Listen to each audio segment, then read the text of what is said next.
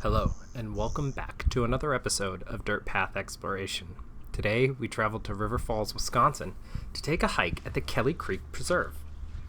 The hike is a 1.6-mile walk around the exterior of a prairie, and it took us about 45 minutes to complete.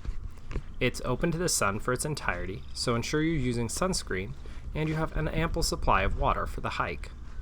The trail starts out heading towards the open prairie by way of a small patch of trees, and you pass over a tiny brook before entering the small patch of trees and turning up towards the prairie.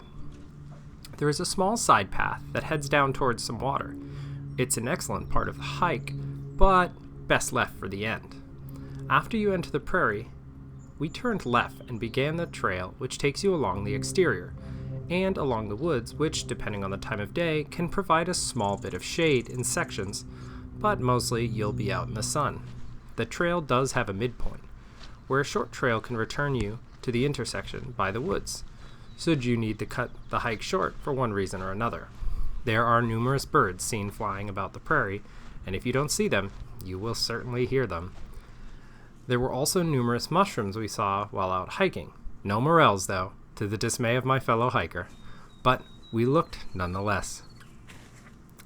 My favorite part of the trail is also a part that can be easily overlooked. There are several small trails that head off to private property, but on the trail that heads off shortly after the bridge is a trail that leads down to a spring. It's my favorite part of the hike and a sight I wasn't expecting to see on a prairie hike like this, so it turned out to be quite a pleasant surprise.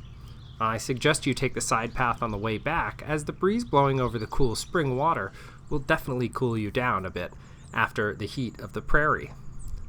Springs are always fascinating to see. Just a river coming out of the side of a hill.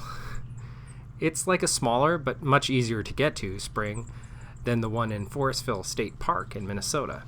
Absolutely the highlight of the trail for me, and worth a stop if you're in the area.